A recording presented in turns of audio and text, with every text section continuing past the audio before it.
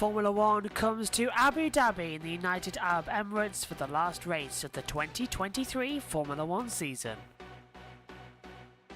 Max Verstappen has won 18 of the races this season as well. Sergio Perez and Carlos Sainz so far the only drivers who have won races this season.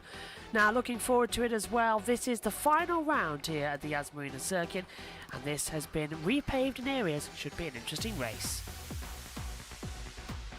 In the Drivers' Championship, Max Verstappen leads the way on 549 points. The battle for second is already done. Sergio Perez with third place in Las Vegas has secured second. Hamilton has to stay in third.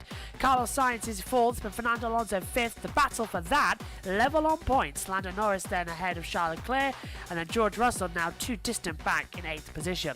Oscar Piastri in 9th, Lance Stroll 10th, and Pierre Gasly rounds out the first page in 11th. Esteban Ocon is 12th, he's cleared to Alexander Albon, so it's a battle between Tsunoda, Bottas, Hülkenberg, Ricciardo and Zhou for that final position in 14th. Then it's Magnussen, Lawson, Sargent with 1 point. De Vries remains this season of course pointless. In the Constructors' Championship, Red Bull secure first as well. The battle is on for second place in the Constructors. Mercedes versus Ferrari, 392 to 388. McLaren securing fourth from Aston Martin in fifth. Alpine in sixth. Williams seventh, but only 7 points cleared to AlphaTauri. And then Alfa Romeo and Haas. The battle for seventh still brewing in the Constructors.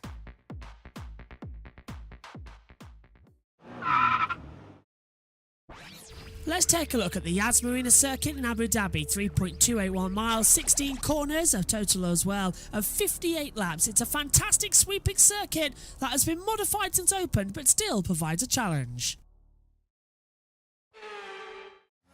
Get a good exit out of the last corner, sweep downhill and start the lap. Turn 1, a long sweep, quick left-hander as well, all the way down from 8th gear to 5th gear. Accelerate the exit and go too wide. Prepare for uphill turn 2 to the left, then to the right for a long sweep turn 3. Keep the power down as well as you approach turn 4, the exit, and now turn 5, a hairpin. 3rd gear corner, double apex. You can take a lot more speed in and also a great opportunity to overtake. The longest straight in Formula 1, down all the way in 8th gear, DRS open as well as you're held towards turn 6 and 7 chicane. From 8th gear at over 300 kilometers an hour, snapping the brakes with around about 100 meters to go, down to 2nd gear, mid corner, keep on the accelerate, open up to 3rd gear and keep on the power hard as you open up the 2nd DRS zone on the run down towards turn 9's hairpin as well. Another long sweeping left-hander which provides a lot of overtake and looks like an oval style corner. A lot of sweeps, a lot of easy high lines to take through as well. All filtering down towards turns 10, 11 and 12. From 7th gear all the way down to the braking zone for 3rd gear as you approach the Yas Hotel. Turns 19 and 20 modified ever so slightly as well to open up now and renamed 13 and 14. 7th gear to turn 15 now, flat out, easy the exit before a heavy braking zone down to 4th gear for the last corner, turn 16, downhill to the control line, and that is a lap of Yas Marina.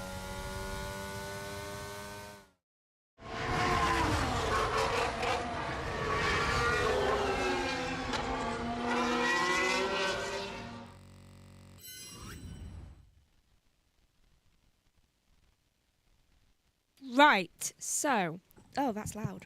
That is very loud, at least in my ears right now. So, hello, and welcome to Free Practice 3 at Abu Dhabi. And it's been tiring, and it's confusing with all this mixing around. We've got Josh and Omi in the box right now. So, hello, you two. can only see one of you right now. Hello. Hello. Oh, there you are. Right, what do Yes, you two expect from today? Yeah, so we're just waiting for Josh to get back because I'm going in the pit lane for this one, so he's only set up one camera, so that's for Josh T, because I'm going in the pits for this one, so... Yeah, you only get me for 15 minutes. And then I'm not doing anything until a sprint later. Possibly, I don't know. Yeah, it's a bit chaotic because MotoGP, for some reason, they're wanting to put it at the exact same time for literally everything on the schedule. But, yep, we're here, and, well, this weekend it's literally just whatever happens, happens, and we just roll with it. But we're just a couple of minutes away from going to the world feed, but, just under 7 minutes away until the green light goes on for the free practice free session. Of course, the final free practice of the year. Then we go into qualifying a little bit later on, which is the exact same time as the MotoGP Dishorsman. Yeah, it's very chaotic today, isn't it?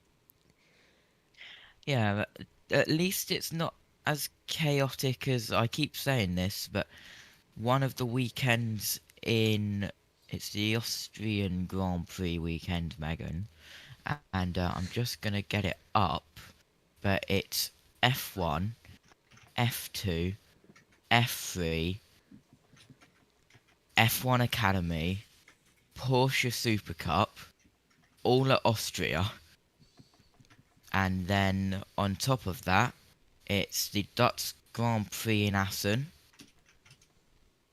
USA Jeez. Portland, and Nashville NASCAR, which will probably go to USRN. But yeah, bit of a crazy weekend. Jeez, that was a lot. So, right now I'm looking into the pit garage and looking at Max Verstappen's car and it's looking fine. So I don't think he's going to have much problems. At least looking fine from the outside. Right now I can see Lewis Hamilton, and I swear Joshua told me to turn the radio mic on. Though since the cars aren't out on the track, I don't know what that will do. So I'm just going to leave that for now, and he can deal with that later. See Lewis Hamilton getting into his car, and weirdly we've gone right back to Max Verstappen's car. A car which has way too much screen time that we see all the time anyway. Yeah, Max Verstappen just waiting for his tyres there. Fernando Alonso, who, Megan, I Woohoo! don't know if you've seen this, but he got absolutely violated yesterday by F1 Ooh, why? with one of the graphics. It said something like, Max Verstappen, since last year, has had more wins than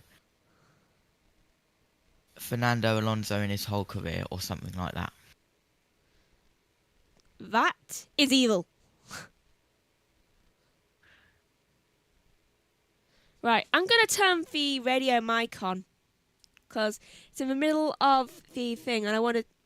Right, do I? Do I not? Hold on. I'm going to text Joshua, see. Hold on. You carry on talking. I shall be a memento. Yeah, well, couple of minutes away, of course, Abu Dhabi, the final race of the season, and we are coming here just 4 minutes left to go. Of course, the first Grand Prix here was in 2009, 58 laps and 306.183 kilometers, a 5.281 kilometer circuit, 2 DRS zones and 16 corners. Full throttle for 64.2% round this circuit, 16 turns, as I said. Elevation is only 10.23 meters.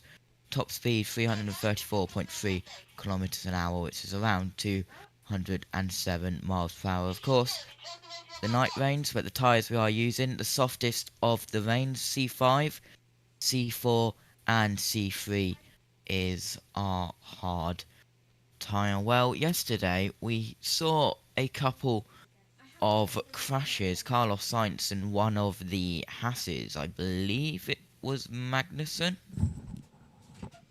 or was it Hulkenberg? But I think FP3 traditionally hasn't been that important, but because of yesterday's disruptive running, I think it's going to have more importance. And the teams would have been working, of course, overnight, like usual, back at base on the simulators, not a sprint weekend. It gives them that allowance to do that. And I think we might see, more importance put on FP3 today than we've had traditionally here in the past. If you weren't with us yesterday, Carlos Sainz crashed at the start of FP2, and then Nico Hulkenberg had a crash, 2 red flags. We lost about 40 minutes of running. It was one of those sessions where inconclusive seemed to be the headline word, because we didn't get the long runs in, and then the soft tyre runs, for which Charles Leclerc was the fastest, were happening at a time when others were on long runs and drivers were starting long runs themselves. So I'm sure we'll get some quali sims a little bit later, but just who is heading the pecking order? Red Bull's the fastest in the speed trap. Well, we don't know. I mean, here's the crash from Carlos Sainz. So we saw that in the build-up, and it was a big old hit.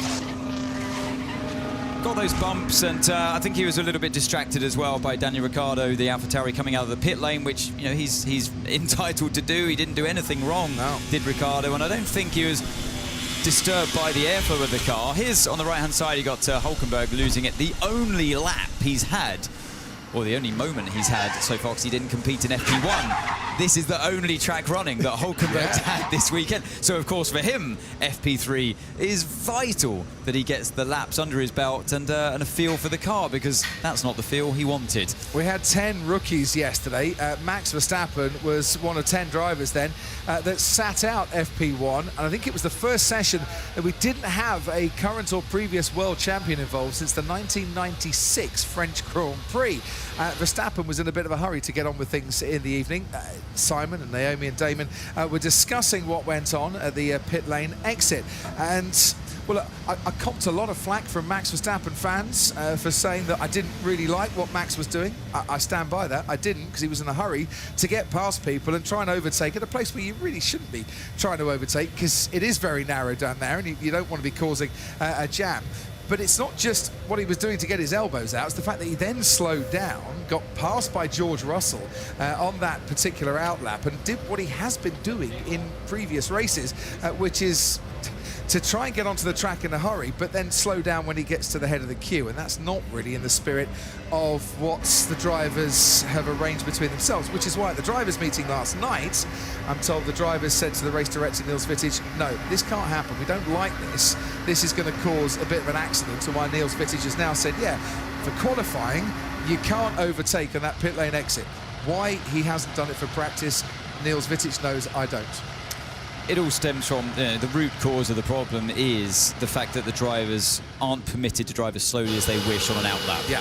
So then they started blocking people in the pit lane, which also didn't look very good and annoyed the drivers trying to get by. So we now end up at where we were yesterday, with Verstappen overtaking cars, other cars jostling for position in the pit lane, which is okay in a normal pit lane. Yeah. But the problem is this isn't. It's the only circuit on the calendar that goes underneath the track, through a tunnel, and I think because you've got the walls either side, it becomes more of a problem here. And yeah, the drivers have complained about it. As it stood yesterday, here you see a good example here of how what the close proximity of those walls are, and underneath the track they go. You don't want to be crashing in this tunnel. You don't want to be have cars touching wheels and spinning in different directions and blocking the pit lane exit. That wouldn't happen in a normal situation on a normal track. So I think they've done the right thing by saying in qualifying, where we're likely to see that queuing happening again, no overtaking in the pit lane. Right, 2 cars, 3 cars now on track. Lewis Hamilton and Lance Stroll. making their way around the hairpin at turn 5, and Fernando Alonso also out on the track, which means there are still 17 cars in the garages, and Ted Kravitz is down there looking into one of them. Where are you, Ted? Hello, Crofty. Hello, Anthony. Hello, everybody. I'm outside Mercedes, and Lewis Hamilton was one of the drivers who was most keen to get out there on track and get on with it. So I'll look into exactly why that is in a minute. But today, this session, Crofty, is all about to-do lists. Do you ever keep a to-do list? Mentally, and then I forget really? No, what I had to I've do. got a physical one on a piece of paper. I've got one on my phone. You know, get the milk, get some cheese, get some eggs. Yeah, I get given to-do lists. Exactly. And on that to-do list today is practice for the Grand Prix. Because you didn't manage to do it yesterday, and it's been kind of hanging around all week, and you've been meaning to get around to it, but you've never actually got to do it. And that's what's left on the to-do list. The only thing, or the most important thing, you might say, to do in this session now, practice for the Grand Prix. And that's what they're doing. And I'm wondering whether Lewis Hamilton getting out there early, I saw the laser scanner in front of the Mercedes garage a bit earlier in the pit lane, and I'm wondering if they've changed something on that car that is different from yesterday. You don't normally see the old laser scanner on a Saturday morning or afternoon, as we are here. So anyway, listen, I'll get round to I'll ask around at Mercedes and see what's going on. But I was expecting Carlos Sainz to be the first out. He is out now, determined to get on with it, but yeah, not the first out. And there was me thinking, Ted, that after yesterday, this would be the most important practice session of the season, given how we didn't get much running yesterday. No, it was yesterday. It's just they didn't get any running. That's why That's why it's on the top of their to-do list, is to make up for yesterday. I'm maintaining that yesterday was still the most important practice session, and thus the frustration that they only got about 4 meaningful timed laps in. Absolutely. And Abu Dhabi to do. Anthony Davidson, Lewis Hamilton now making his way to the chicane at turn 6 and 7. Take us through the rest of the lap. Yeah, so we're on the braking zone towards turn 6. Brake just at the 100-metre border just before it, and pinch the car nice and tight in turn 6. Up and over the crest. You don't really see it from the camera angle here, but there is quite a steep rise through turn 7. And then you've got this throttle and brake trace in front of you here, this great graphic. It's just as I say that, to take it away. But into turn 9 he comes. DRS comes off the car, and through turn 9 you've got to flow the car in, get on power midway through the corner and really hang on in there, feeling the balance of the car. Through the double right-hander of turns 10 and 11, into the tight right of turn 12. And turn 13 is always a bit of a scrabble for grip through there. It's off now. I don't think it's not representative in terms of what the tyres are going to do, but in terms of what your car balance is and, the ride of your car as well. This still has the importance. We can't do it down too much, FP3. And it's interesting to see the difference here. Sainz on the medium tyre, Hamilton's time set on the soft, and Sainz goes faster, only just. But more importantly, in the middle sector, set the fastest sector of all.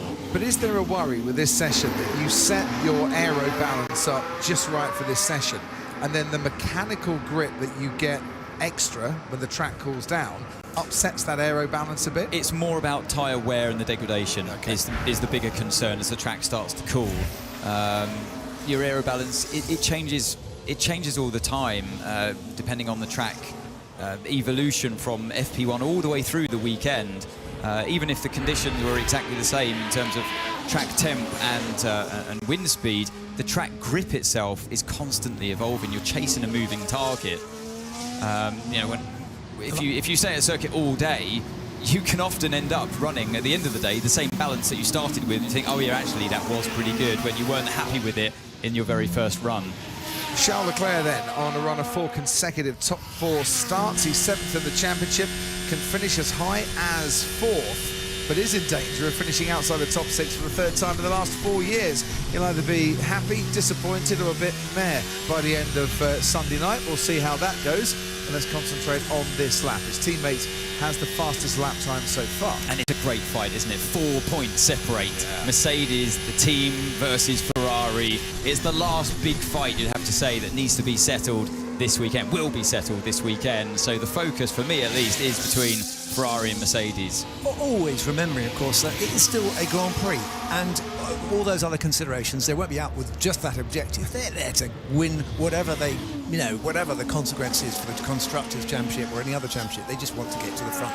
And Max as you know from this season, he'll be wanting to deny that very last trophy to anybody else who fancies it. What was the message from Ferrari I was getting yesterday? Look, we'll be happy, obviously, if we win the race, but we'll be really happy if we beat Mercedes in the championship. Whilst Mercedes are saying, well, yeah, second would be great, but not great, really, because really we're here to be first, and we're a long way off that. But they want to beat Ferrari. Yeah, Sure. There's no other way around. I mean, Red Bull, they have the strongest car this season, and they've done the job. Perez goes fastest to prove my point in the first sector already. But if you can't beat these guys, at least try and finish as close behind them as you can. Try and beat them in the race, of course, this weekend. But the fight is between Mercedes and Ferrari, and at this point in time, Mercedes are 4 points ahead, and you'd like it to stay that way, or at least extend that gap as much as you can.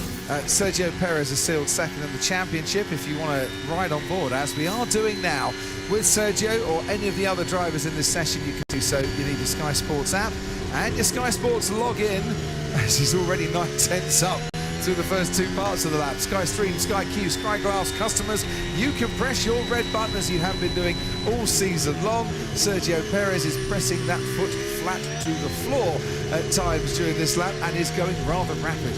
Max Verstappen and Perez were complaining about the balance of the Red Bull, particularly in the third sector where we are now. And it seems like they've very much sorted their car and done their homework overnight on the simulation. Goes fastest by 1.2 seconds over Carlos Sainz. Yes, of course, he's on the soft tyre versus the medium, but that's a strong lap. Not bad for a first attempt. Not bad.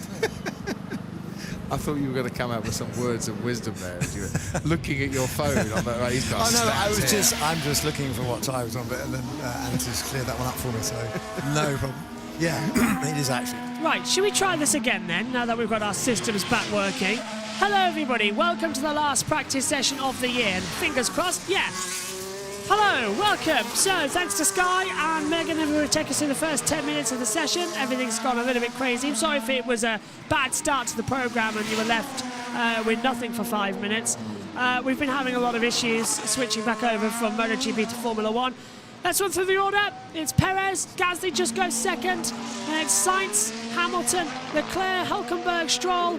Now it's Leclerc, Zhou, Hülkenberg, and the rest now up on lap time 7, completed it so far.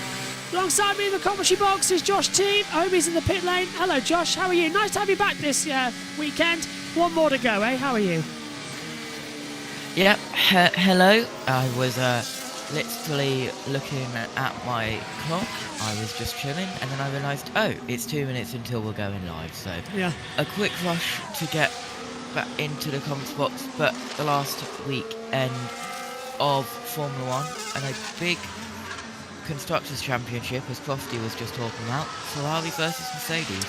Yep, Ferrari on 388, Mercedes on 392. That's the only battle going forward. Of course, then in the other Constructors' battle, we've got Williams on 28, Alpha Tauri on 21, and then a little battle between Alfa Romeo and Haas, who are on 16 and 12. So there's a lot of storylines still left to play. The Drivers' Championship, Sainz and Alonso level on points for 4th. The first 3 positions are already secured. Nothing that Sainz can do to catch Hamilton, nothing Hamilton can do to catch Perez. I think Perez can do to catch Verstappen. But there's a lot to play for still in little battles around the area in the championships. What do you think, Josh? Can Williams, first of all, can they hold on for 7th in the Constructors, 28 points to Alpha Tauri's 21? If Williams keeping how they have been this season, of course this track is very different to the Las Vegas Grand Prix, where they had a strong qualifying but fell off in the race. There are a couple of long straights here, of course, down at the back of the circuit. Yeah, 5 to 6. 5 to 6. 8 to 9, 7 to 9, yeah. We'll be leaving the VP for about 10 minutes. No worries, Emmy. We'll see Norris turning in, losing him in a speed trap. Oh, brakes overheating like crazy over there as well, as it comes out a bit. Pierre Gasly's got some radio, let's hear from him. The steering is quite a lot bent, right inside down. Okay, we can see that. So the steering is quite bent, apparently, says Gasly, so that's going to be something to watch forward to as well. Apparently, during the MotoGP, we had over 7,000 viewers, but also 1.2 thousand watching at the same time. Thanks to all of you for watching, and those of you who have made the switch over to Formula One, thank you very much, and thanks for bearing with us while we swapped over the boxes. Later on, Megan will be talking you through qualifying, which hopefully she'll do without making any mistakes. And then I'll be talking you through the Tissot Sprint as Lando goes second on a 1:25.850 as well. So it's going to be quite an interesting little run around. Hopefully, I'm going to leave everything running so that Megan doesn't have to press a single button. So fingers crossed, eh? That it all goes okay. Literally, she just keeps forgetting to turn the radio mic on. It's really annoying. It's one button and she keeps forgetting to press it. Super annoying. Lando there just sliding, Josh T coming out of turn 5, just getting on his... And that brake duct, it's weird. They're both smoking like crazy. That McLaren's got braking issues like it's at the start of the year. Yeah, definitely. And at the start of the broadcast, that was a very unexpected intro that I was having to do, which somehow I managed to do it after a quick couple of browser tabs opening.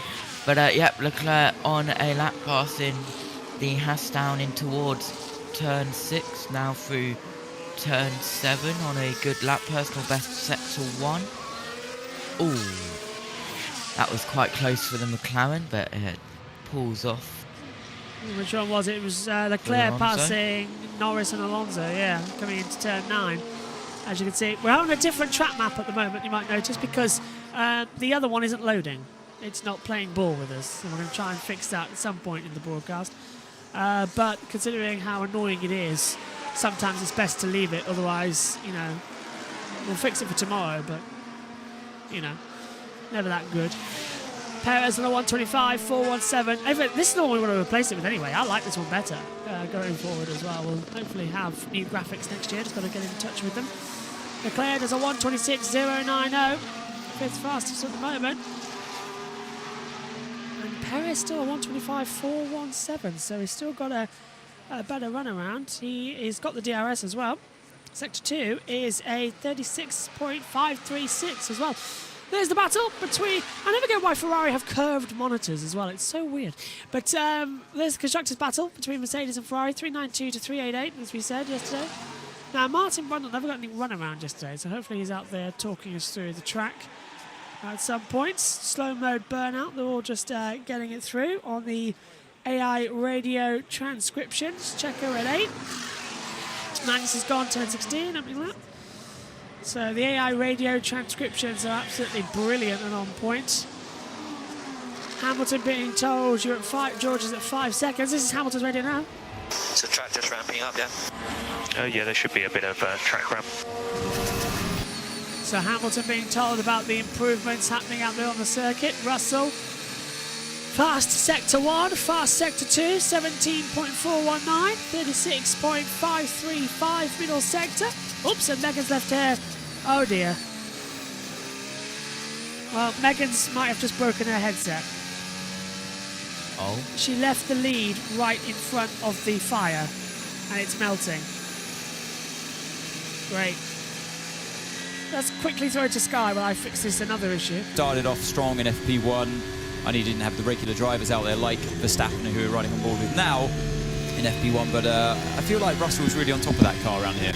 George Russell, by the way, if he does beat Lewis Hamilton in qualifying today, that's 11 all in qualifying for Mercedes. It's the only one of the teammates' head-to-head battles that needs to be decided. The problem George Russell has had this year is he's been comprehensively outscored by his teammate. 232 points for Lewis Hamilton, 160 for George Russell. It's been a difficult season for George, just the one podium in Spain. Could have been double that if he'd have finished the race in Singapore, but how do you view his season? I was thinking about Vegas as well. He was a bit unlucky there, and he kind of got a little bit of criticism for leaving the door open for Max to go through. But I do think Max rather barged his way through that opening. But you know, they say if you don't go for a gap. But I mean that was a point score that George was. I think he deserved a penalty for the contacts though at turn 12. Okay. If is that the incident you're talking Yeah, about? I'm talking about that. I mean, He turned in on it.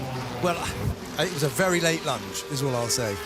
Yeah, but he still turned in. I think that one was a racing incident. George didn't see him. interesting. Yeah, George didn't see him.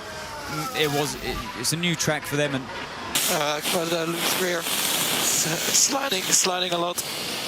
I was going to pick up on that actually later. The rear sliding around. Verstappen, he mentioned yesterday that he wasn't happy with the balance of the car, particularly sector 3, with the car hopping around and bouncing. Today, he's got rear sliding, and I didn't see that in Perez's lap. So maybe a different balance going on there, different setup between the two cars down at Red Bull. But yeah, going back to that Russell Verstappen moment. Come on, Stewart's track panel. Let's talk about I this just one. thought, looking at it as a new track, you know, you're finding out places, kind of real time, how it unfolds, where you can and can't overtake. It's something you can't really learn in practice. Definitely can't learn that kind of stuff on a simulator. So they're learning it real time as the race unfolds. Where can I or not pass or defend? So Max has given it a go on a corner where we've never seen overtaking before throughout the race, and he's given it a go, but is unsighted. And I don't think it was necessarily like a late lunge, decisive. He kind of hovered a bit and didn't have his car fully alongside, but he was definitely entitled to be there. And George, I just don't think he saw him. So George's option was to carry on straight into the barrier or eventually turn. And he couldn't go right, so he had to go left. And he saw him Max. too late. Yeah. I just think it was a racing incident. If you don't see someone in a corner where we've never seen overtaking before, I can't blame Max for it. I can't really blame George because he wasn't looking. But the stewards didn't. They gave him a 5-second penalty. I would have called it a racing incident. I would have done it the same. I don't think it was deliberate. Oscar attack Piastri on Max. It's looking up, going into to turn 6. I saw Lando do this as well. Yeah, and then actually, after that lockup, it's weird. I saw the right front carrying some brake. It looked like brake dust, or was it smoke from the other side of the tyre that he had locked? But it seemed like maybe the brakes were quite hot there on the McLaren through that sector. Corner analysis at turn 1. You see at the bottom of your screen the speed trace of Perez versus Hamilton. Look at the amount of extra speed he can carry in towards the braking zone and still get a pretty decent exit. So really goes to show that extra grip that he's enjoying through that corner. 20 minutes gone of FP3. George Russell has the fastest lap, 2.5 tenths clear of Sergio Perez. Lance Stroll, third fastest from Fernando Alonso, and Max Verstappen. Hey.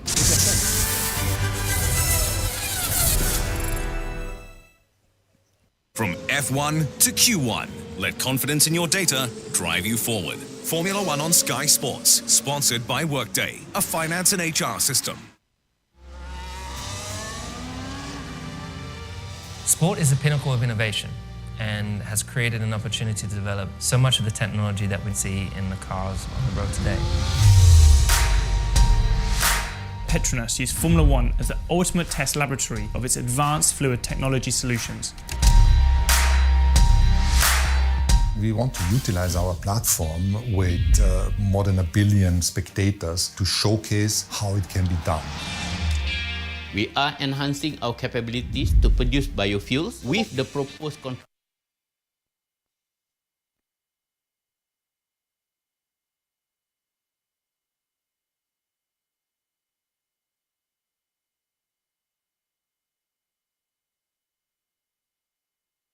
Josh T, Omi. Oh, forget it. We've got major system problems, everybody. We apologise for the loss of commentary.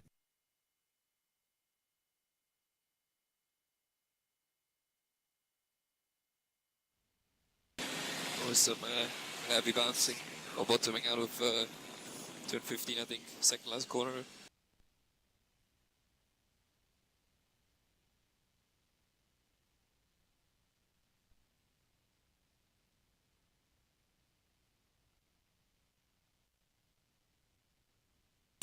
Quite a loose rear. Sliding a lot.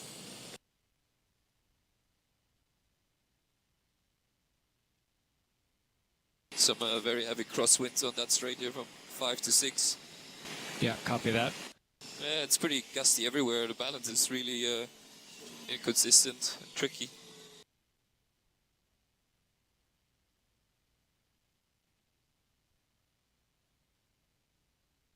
So several errors. We've got nothing going on in the commentary box at the moment. I don't know if we're still broadcasting. I've got no waves. I can't even see Josh T or Omi. I don't know if anybody's there.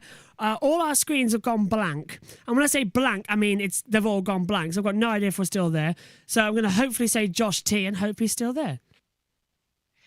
Yep, hello everyone. So major Hello. tech issues, it looks like, and yes, you are still broadcasting. Well, Megan pressed something to begin with, and now it's bankrupt the systems. Everyone's not helping, and it's just massive technical errors. So we're just having to wait and see. Go on. Good stuff. But yep, I will get all my multi-viewer stuff up, and I will try. And well, hopefully now we know this is working. The bus mix still works. We can just throw it to Sky and get it all fixed once they're back. But once they're back from ad break. But yeah, a bit of a chaotic morning. But yeah, I've had enough. It's one of those days where I've just literally had enough. And it's literally it's 10:53 in the morning, and I'm done. Really annoyed. So it's the George Morgan moment. If anyone's got that clip with "I'm absolutely furious," it's that type of day. I'm really angry. Sky are back though, so let's cross back. It's absolutely diabolical. That's the one.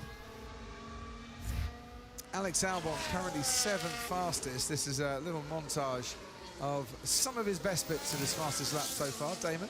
I'm just looking at the rear wing on the Williams. It's quite a lot more than we're used to seeing them run, but what do you think? And you can get away with running quite high downforce around this track. It's not as high as somewhere like Budapest, for example, but teams will be trying to eke that out and try and trim it a bit, because like I said before, you can overtake on this track, but you need to be quick down those straights. But it's that third sector where you make up an awful lot of lap time on this circuit, and that's where the downforce will help you. Yeah, day out for Jordan Henderson and his family in the Williams garage, but on their pit wall, James Vowles, their team boss, is ready to speak to us. Bit more downforce, James, the boys think on the rear wing. Is that to stop the tyres, the rear tyres sliding around a bit? Is that your Achilles wheel for the weekend? Oh, puns are coming out. I think it's last race of the season. Yeah, it's good. No, Ant's pretty much on the money. It's actually one of the tracks where there's a pretty flat lap time profile across the range of wings. So you can take a little bit more wing, and you do suffer on the straights, but you gain it all back in the last sector. And it's really finding the compromise between where you think you're going to be racing to others. I think in our case, we just saw a little bit too much degradation yesterday, so quite happy to carry a little bit more downforce and keep that third sector alive. So, James, how do you look at FP3 then? What can you get from this session? We often say it has little relevance compared to race day or even qualifying later on. Is that still the case today because of the limited running from yesterday's FP2? I think because exactly that, there were 2 red flags yesterday, very much limiting the amount of work we can do. We are getting good value out of this. No one really knows properly how we shuffle in order, and certainly it wasn't really good long runs done either. So even though it's warmer, we're still able to understand a little bit about where we should have the car in terms of balance, and the running is valuable. James, it's Damon here. You ran obviously yesterday the younger drivers, and you were talking about seeing how to cope with the pressure and so forth. I mean, we've got a little bit of pressure on Logan as well. Have you spoken to him about what you are expecting to see from him this weekend? Is there something that do you calm him down, or do you pump him up? What do you do? My method is generally calm him down. He's in a pressure cooker himself, because these are, as you'll remember, you'll put more pressure on yourself than anyone else will be able to do to you. So actually my job's more taking the weight of the world off his shoulders and creating an environment where we know he can perform in. And I'd say so far, again, first lap out, within a few tenths of Alex, we're starting to see a situation where Logan is coming out of that region before, where he was suffering a little bit with lack of consistency perhaps, to now delivering lap after lap, and the last few races really illustrated that. James, and again, let's talk about the race this weekend with the fight between yourselves and AlphaTauri. How are they looking so far? I mean, your eyes must be on them, yeah? Yeah, you've nailed it. I think that fight for 7th, there's not many points between us. The 7 points sounds like a lot. It's not at all. And they've brought update after update after update. Here again this weekend, they've put a floor update on the car. I think it's going to be awfully close. I think we're better than I'd had anticipated. There's a few things that are really coming towards us, but I think in qualifying you're going to see milliseconds separate sort of 6 or 7 cars, and hopefully work the front end of that. Fingers crossed then, James. Thanks ever so much. We'll be back with you during qualifying. James Vowles, our team principal on the pit wall for us this weekend. And he's right, 7 points is not a lot.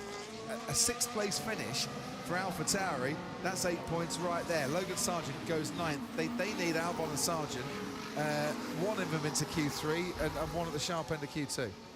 Well, they need it for the race. They race long, don't they? You need your car to be performing well all race long, and they need to be relying on this guy here, Logan Sargent. He needs a clean weekend, and you know you can't just rely on one driver all season long, pretty much like it's been with Alex Albon. He's had a fantastic year.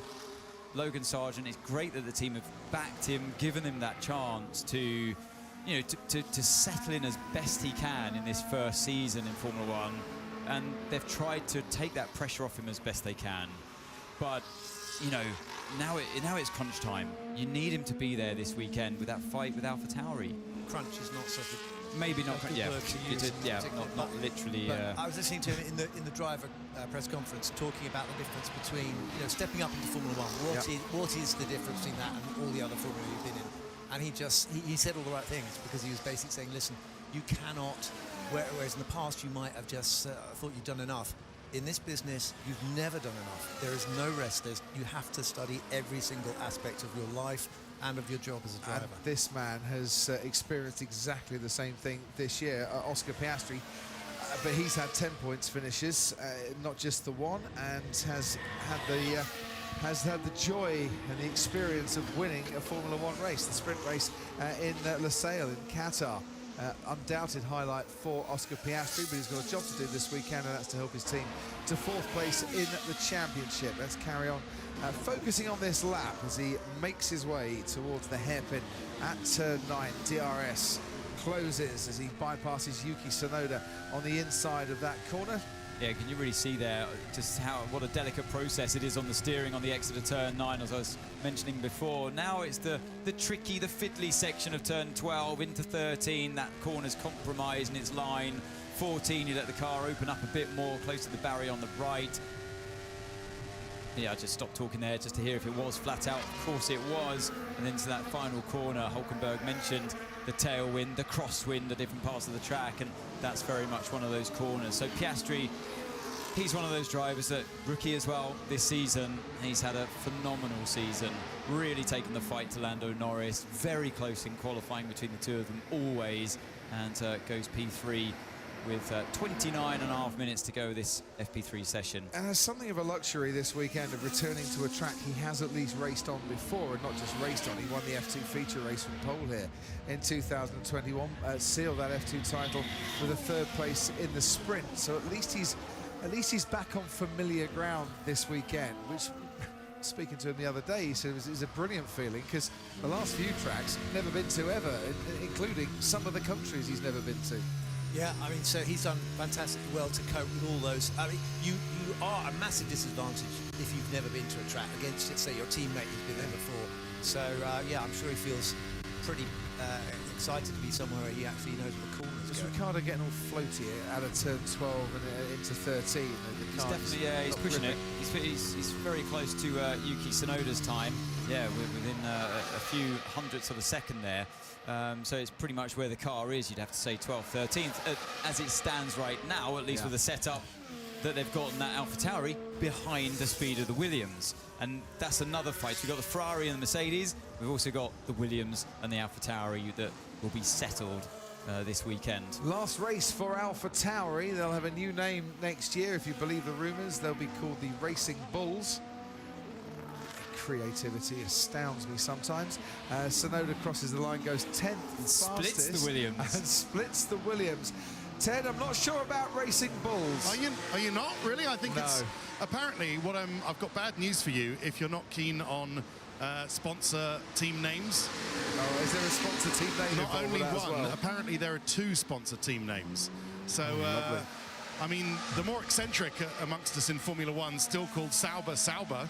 Not me, I call them Alfa Romeo constantly. Really? Well, for the last time this weekend, you'll start calling them Alfa Romeo and then finish. And then I'll finish. But apparently it's going to be sponsor A, Racing Bulls, sponsor B. or, you know, they've got a couple of American sponsors. So says Peter Bayer, the incoming team principal, taking over from Franz Tost, with Lauren McKees, of course, next year. He said ahead of this race that they've got these 2 American sponsors already been lodged with the FIA in terms of their name for next year, and wouldn't deny that it's something around racing bulls. But anyway, did you want to pick up from that, or can I tell you about Ferrari? Well, no, Anthony was just saying to me their branding this weekend makes them look more like racing zebras, to be honest. Well, it's just one of the 2 teams that haven't taken their branding off from Las Vegas because, you know, got other things to do.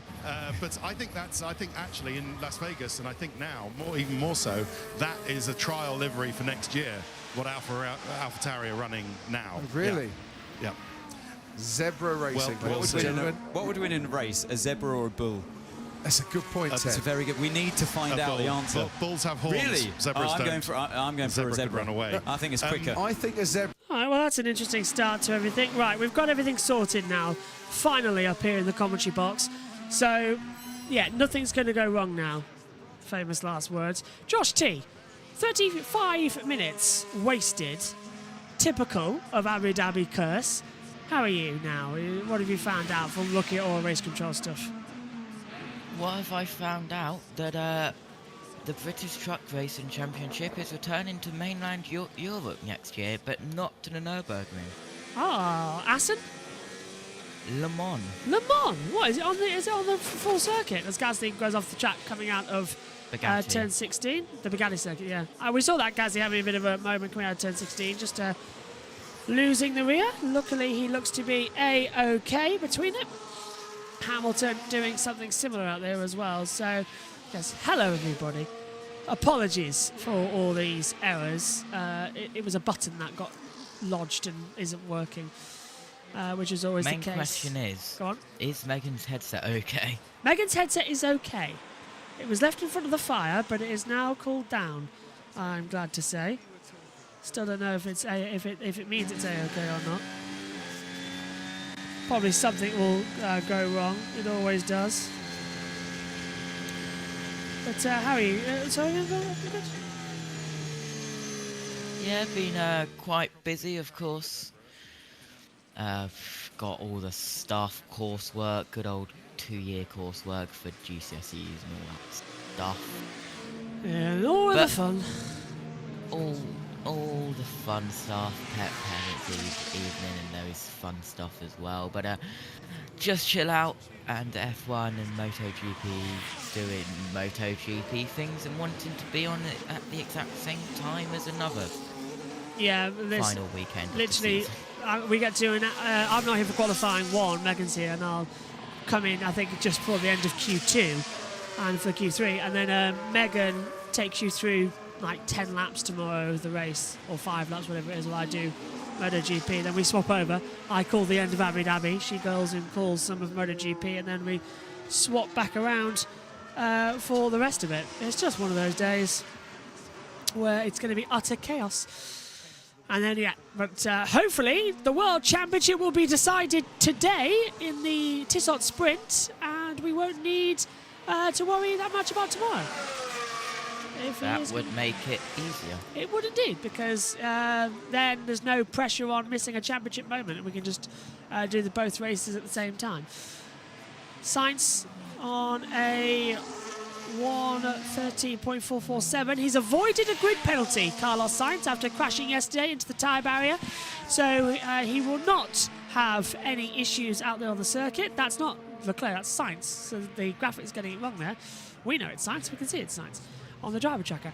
So, yeah, he's avoided a grid penalty. He's gone back to the gearbox and race he was running for the Las Vegas Grand Prix afterwards, so it's all good. Fernando Alonso achieved his 200th point for Aston Martin at the Las Vegas Grand Prix. Yeah, that's a silly stat. We can read that because he's got 200 points this season. He's only driven the team for 1 year. I wonder how many points Alonso has in total. He must be up there with Hamilton. No, Hamilton's the record, isn't he? Go on, Justin. I said this earlier in the broadcast when Megan was in the box, but F1 TV absolutely violated Fernando Alonso yesterday. I don't know if you saw the graphic, Josh. I didn't. What was it? Since last year, Oh yes, I think I did see this actually. Yeah. I think Max Verstappen has had more race wins than Fernando Alonso in his whole career. Yeah. Alonso has a total of, I can't find his name on the board, 32 wins. And a lot more. Verstappen's had 18 this year alone, isn't he? Compared with last year as well. And 2021.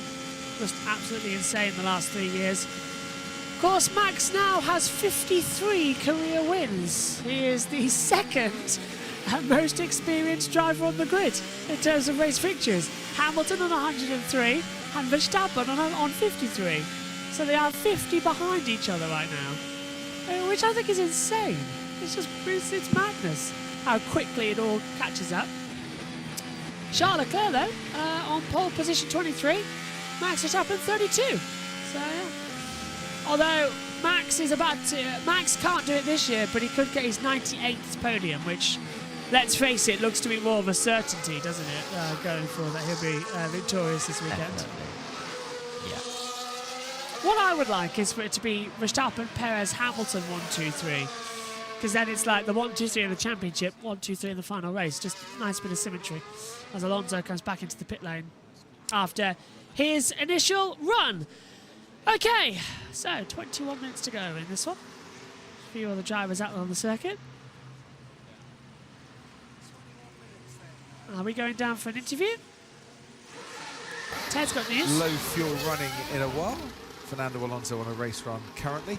6th fastest overall. Yeah, Ted's got some news, I think. No, they're going to ad break, which is ridiculous for us because we haven't got any graphics stuff or anything to call it. So I'm trying desperately to get this situation running and running smoothly, but it's all a bit up in the air in this practice session. So what I'm going to try and do is get hold of the F1 TV commentary with Alex, Jakes, and Jody Palmer during the breaks because, of course, at the moment, we don't have access to anything like that. So we're going to hopefully just give it a second and get it all working. But you know what the controls are like, Josh T.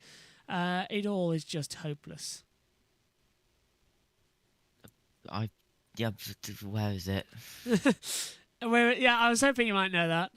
It's all completely hopeless. Yeah. I feel like that today, actually. Even wearing a headset, quite similar. I feel completely hopeless today as well. It's like we're running into bulls to try and get this one sorted. I'm off to Spain now to run with the bulls. Do they still do that, the bull run in Spain? I don't know if they still do or not. That's something that you've got to find out. Would be interesting. Oh. My steering super far to the right again. You confirm right hand on, correct? Yes. Copy right hand on. We'll do a correction in the garage. That's Logan Sargent coming through there as well. As yeah, guess what? I'm trying to get the audio settings on, and I forgot because we still had the delayed live timing on, which we don't use anymore because we use multi-view up in the commentary box, which is a lot easier and a lot better to use. And I love it. I wish I had more data though. I've got so much data on the timing screen, but I haven't got a big enough screen, so it's failing as well. So hopefully we'll have a bit of a replacement. But yeah, fantastic what we have got. Just to tell you what we have got, we've got the driver name, intervals, gaps, last lap, best lap, DRS, sectors 1, 2 and 3 times, what lap they're on, tyre history of 6 sets, so every set of tyres super far to the right again. You confirm right hand on, correct? That's Sargent again. Copy right hand on. We'll do a correction in the garage. Then we've got gears, speed, and pedal throttle as well. So it really is all that good. Right, let's hear from Alex Shakes. What you need, as we see the Alfa Romeo Valtteri Bottas come through on a steady lap here. It's really good to see on a fast lap there. Alex Albon flying through, waiting for the throttle quite a long way. And that's exactly the sort of thing that you'd see between the top drivers and not. Albon there on the soft tyres, trying to pick it up and waiting to get a straighter exit there on the exit. More cars coming through now on their softs, trying to put on the lap time now, make up for their lost running. Yesterday, that was Logan Sargent coming through as well. But it's just stunning here. And yesterday, this was where McLaren was strong. They were good. Oscar Piastri was a gear up on the drivers through here, on the likes of Verstappen, on the likes of Leclerc as well. 5th gear through this corner. McLaren, for once in a while, thinking that they might be good on this circuit. Lando had a decent afternoon as well, and this corner is where the high speed of that McLaren works. Shane Pato's gone to talk us through it, but I can see that they haven't come past us just yet. But when they light it up through here, this is going to be the sort of place that they can challenge. And of course, it's somewhere that hopefully we'll see some great racing action as well. So one long straight up there, another long blast up towards 200 miles per hour, slow it down to about 140. They're braking about 50 metres for this corner, barrelling him into speed, and then waiting for that throttle, getting up to the twisty end of the lap. And the last place I was standing, on the exit of turn 1, was basically the whole of the first sector there. That's all it is. It's one corner and then you're flat out. This at turn 9, we're halfway around the lap in terms of corners, but we're starting the sector 3. So sector 3 here is going to be absolutely crucial, and this corner is a pretty tough part of it, guys. Thank you very much. Down there on the circuit for Jolyon Palmer. This is Valtteri Bottas, who's made a small mistake, Josh T. Just coming off into turn 1 and 2, but he looks like he's okay now. Yep, just a small mistake, and quite funny actually.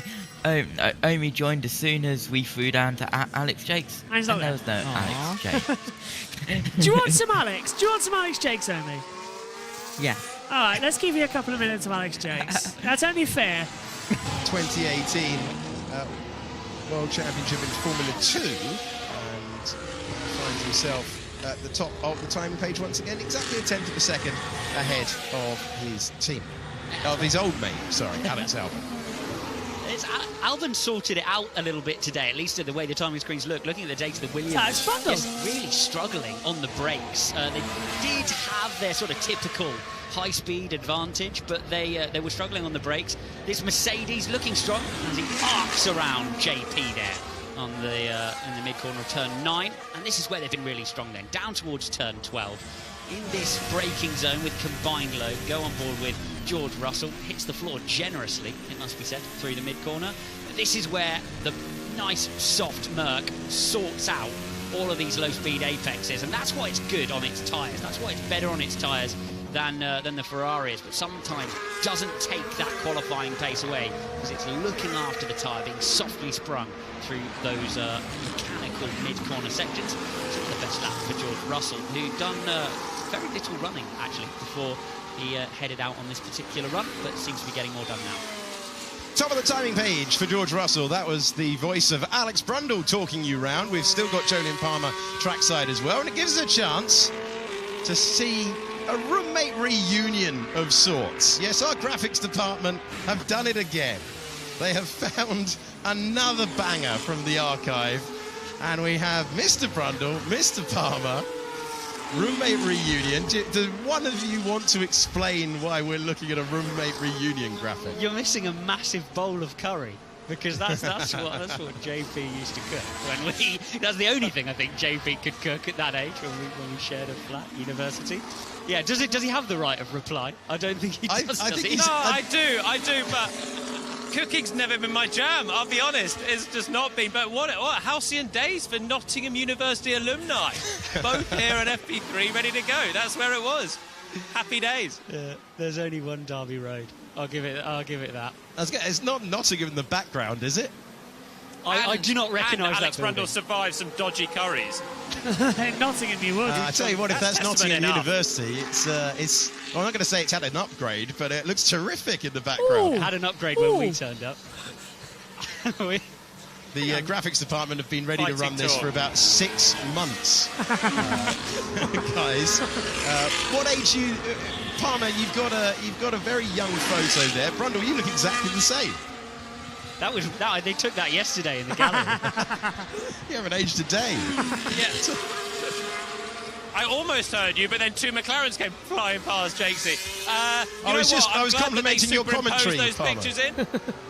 Yeah, thank you, as always. And you too. But no, luckily they didn't find, no one's yet found photos from the time. Oh, I hope they Lando's stay wheeling buried. it. Locked away and buried forever. I don't know, you were... Whoa. Big moment for Lando Norris across the line. Still good enough to go up to second place, but he was lucky to hang on to that. What can Oscar Piastri do? Comes through there, goes up to third. And again, that's that third sector that Pato Award was telling us about. The car just not complying in the way it is in the first two of the lap. I have to say, because we're ticking into the final minutes of practice, a massive thanks to the graphics department. Wait, do I have to say a massive thanks to the graphics department? No, I don't. Some of the Photoshops borderline on the verge of legal action this year. Some of the stuff that I've seen come out of the archive, but that's surely the best one that we've had. Okay, thank you very much. That was a brilliant timing. I'm sure Obi's grinning from ear to ear right now. And Josh T, I can see him on the camera in the comp boxes at the moment. Lando, though, having a huge slide coming out of the last corner, turn 16. But I must admit one thing. I remember back. Go on. I remember back to pre-season testing when they showed the Alex Jakes picture. Yeah, I remember that as well. Yeah. From when he started in GP3 in Bahrain. I must admit, if I wasn't commentating on a session, which next year I'm not doing a lot of them though, because we're going to have the same thing as Sky, where other people take over first practice, ideally Jess or Megan or Josh T, Omi, that lot. Some of them others take some sessions. I don't think I've listened to us. I think I've listened to F1 TV. What a cracking commentary team that is. It's so much more fun and lively than Sky. So that's the first time I've actually heard F1 TV commentary during a practice session, and I agree. It's a lot nicer. It's a lot better. Of course, you can listen to F1 TV's commentary if you live in the UK via the Channel 4 race, because it's their commentary team. So that's always fun to listen to. But practice, I always feel, is the better commentary because everyone's a bit more silly. Everyone's a bit more relaxed. It's test match special, basically. Pre-season testing I love doing because it's better. And we will be doing it on Tuesday. I can announce here as well, 8:45 a.m. as Alonso runs off at turn 1. 8:45 a.m. we will be live for the MotoGP post-season test. The pre-season test, of course, is 2024. We'll be live all day from that until around about 5:30, we understand. 4:30 in the afternoon we'll be live. And then during the lunch break we'll stay live as well, and we'll be re-showing the championship race, whether that be the sprint or the Grand Prix as well. So there'll be a lot to look forward to alongside some live time, because of course the world feed is a break during the lunch break, but the timer still goes and everyone's allowed to go out on the track. So we'll get that sorted for you on Tuesday. As it's also the same day as the F1 testing, their post-season test in Abu Dhabi, and we'll have a small review show, hopefully about that, if there's any timings or anything to come through. 1 hour warning until the F2 race, which follows us here at 12:20. It's basically how it's going to go today. Is we're just running from one thing to the other. We barely get a chance to eat. I haven't eaten today. And nobody else I doubt have, but it's just running from one to the other. Although, Josh T, I guess you've had breakfast. No, because I got out of bed 2 minutes before I was meant to be in the comms box. I mean, you don't eat breakfast, but I know you sometimes eat like cereal or yogurts or something like that. Yeah, I think I managed to eat a biscuit. Oh, okay. I have a yogurt waiting for me, which I will thoroughly enjoy as well. Max Verstappen. Anyone get hungry? Does anyone ever wake up in the middle of the night really hungry? I do. It's only happened recently. Sometimes. But, yeah. It's only happened. Oh, Max has this big snap coming out of turn 5. Has to back out of it at lap time. Yeah, it's only happened to me recently, but I've started going to bed with 2 penguins next to my bed. Not like real penguins or anything, but you know, the chocolate biscuit bars. Just next to me. So that if I wake up in the night, I can eat one, and if I wake up again, I can eat another. So yeah. Maybe I should try having an apple instead, or an orange or something. Grapes in a little box. I might try something. I need to get my cooler sorted. Yeah, my cooler, by the way, little mini fridge, which is about 18 years old, and it's a TARDIS. It is a TARDIS mini fridge. Yes, I own one of them. And as Max off the track at turn 5. That's a CCTV camera, by the way, that the stewards have, that we've got access to this weekend for having track limits. Doesn't look like he went off the track from that angle. Isn't that brilliant? Look, from one angle, it doesn't look like he goes all 4 hours off the track. And then from the angle that the stewards look at it, he did. Persistence of vision. It's fantastic. But yeah, speaking of the Doctor Who, I just want to say that it was its 60th anniversary on Thursday, of course. Happy 60th birthday. But today is the first of 3 specials on BBC One. Every week it is Max Verstappen, I think. Also, the car is again bothering, jumping. I don't know what's going on. Yeah, so today is the first of 3 Doctor Who specials. And today is the Star Beast, 6:30 on BBC One. So if you're in the UK, it's on Disney Plus as well, around the rest of the world if you want to take part and have a look at it. So there is always some things to do, but I'm very excited. I have my new sonic screwdriver all set to go. As Leclerc into the braking zone, 2 tenths down on his sector time coming through turn 9. He's trying to beat Russ. Go on, Obi. Predictions for the F2 today? How do you think that's going to go? Paul Cheer won't take the championship. Vesti will close up. He'll go down to tomorrow morning. That's what I agree. Yeah. Yeah, that's what I'm doing. I'm predicting Vesti to win. As well, alongside Enzo Fittipaldi on the front row. So I'm going to predict Vesti to win, Paul Cheer to not score points, Vesti to get fastest lap, bringing the gap down to 14 points for tomorrow's feature. And the feature is going to be superb as well. Josh T, I guess you're going in the pits for that one. Yes, I am around all day now. Lovely. So it'll be me, Synthol and Naomi up in the comms box. Josh T will be down in the pits. No Jess this weekend, by the way, if you're wondering where she is. Las Vegas, Vegas was there last weekend, but the last commentary was Sao Paulo because she's away this weekend. But I believe Richie sent the video in. I believe Tom is. And I believe Jess will also send some videos in, and I'll remind Julie and everyone else later on as well, as we'll do our usual end-of-season madness bonanza, where we'll get everybody on the screen, all of us commentating, and we'll round out the season like we did last year with all of our moments throughout the season. Does it have to be F1 moments? No, any moment. Okay, right, okay. F1, you ain't getting any then. Wow. Science goes 20th to 19th, 1:25.713. So I take it your moment might be Ferrari winning Le Mans? Because that's Tom's, I believe. Well, you'll find out tomorrow. Yeah. I'll have quite a few moments. Well, we've got time. Actually. We've got time. It's our end of season wrap, Yeah. so we've got plenty of time. And then throughout December, we'll be showing you classic races as well, and we'll be replaying some of the best moments of the year. We've got a couple of shows because we cover so much. We're going to show 2 races. One, we're going to show you the championship winning race from every series we cover again, and then we're going to show you the fan favourites. So whatever gets voted as the best race of the year. You can do it, and you can check that out we'll do the poll on the YouTube channel starting next week. So whatever you... Alonso has just got violated again. Oh, really? Why? Look at the track dominance on screen right now. Oh, yeah, Alonso, the last corner, Norris everywhere. What have the graphics department got against him? Morning, Kate. That's going to go straight on Twitter. Yeah, Hulk goes off. Hulkenberg, that's not where the track is. Straight on at turn 1. Hamilton's following behind.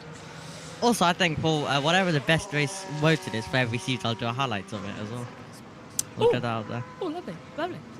Yeah. So for every series, the best race that's voted. So I think we can also do that. Yeah, and the tagline, by the way, we'll be showing stuff in December, as I said, but we'll be a bit quiet. But the tagline for next year, you'll like this, because it's 2024. The tagline is "Yellow flag out in the last sector." Nope. That's not the tagline. Are they cold brakes or what's going on? Brakes were definitely cold, but we'll just check. It was a brief yellow sector 9, so I think it was Joe or Hulkenberg running off the track. Yeah, the tagline for next year is JB Motorsports 24/7. That doesn't mean we're going to be on 24 hours a day, 7 days a week. No, I'll explain in a second. Russell at time 24.4, and we are 0.2 slower sector 1 and 4.5 slower sector 3. I don't understand, but okay. Yeah, the tagline 24/7 means it's 2024 and we'll be on air 7 days a week.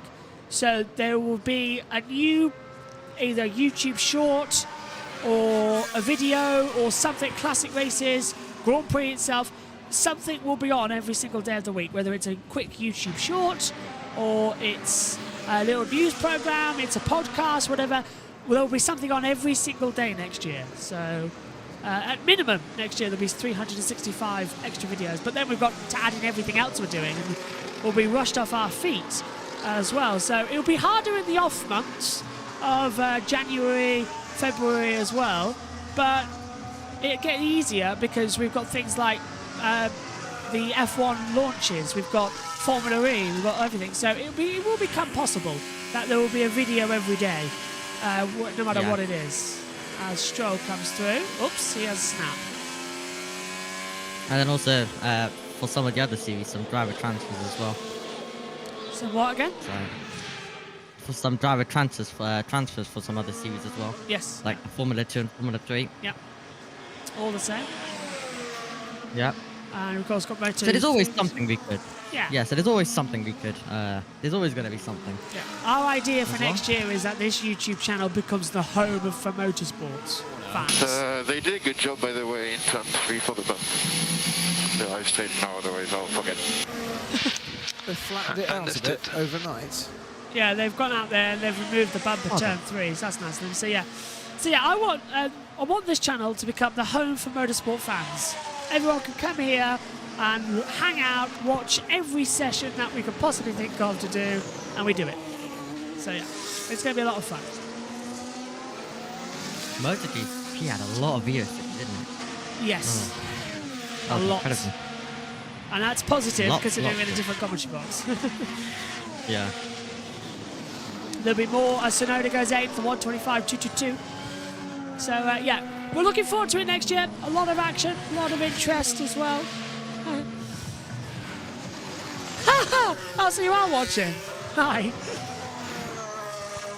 Verstappen then through the middle sector, coming through. Just taking it a bit of drift off. This is a great camera coming into 15 and 16, the last corner. Love turn 16. It's one of my favourite corners on any track.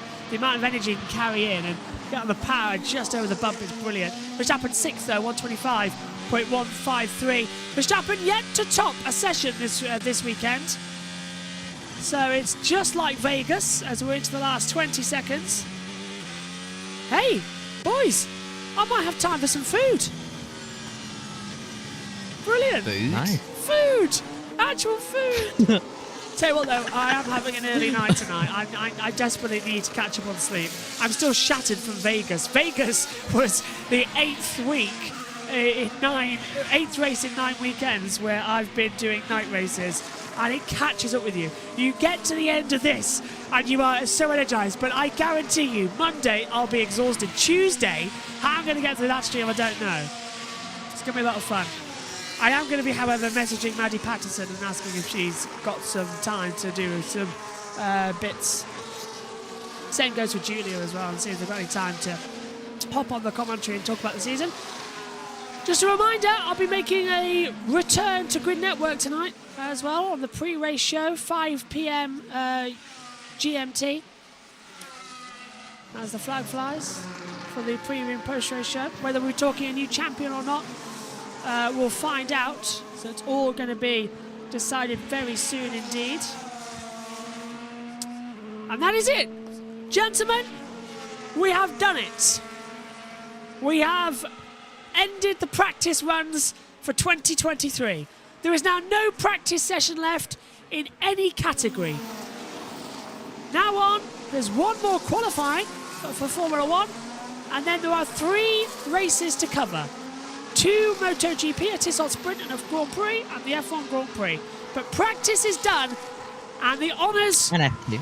Yeah, that's it. Yeah, that's a full F2. 2 races left, so there's 5 left in total. But it is George Russell who gets the practice crown in P3, a 1:24.410. 8. Norris 2nd, Piastri 3rd, McLaren looking mega strong going into qualifying. Bad news for Verstappen, 6th, Perez 11th. In a session where they vitally need data. So, practice 1 doesn't really count, practice 3 doesn't really count, practice 2, the main session they needed to, they only got around about 11 minutes of running. So, it's a great unknown, really, going into qualifying in a couple of hours' time. Well done, Lando, P2. Oscar, P3. Omi, do you reckon that we could see a McLaren victory this weekend? I would love one. I would definitely love one. And yeah, definitely it's possible depending on their pace.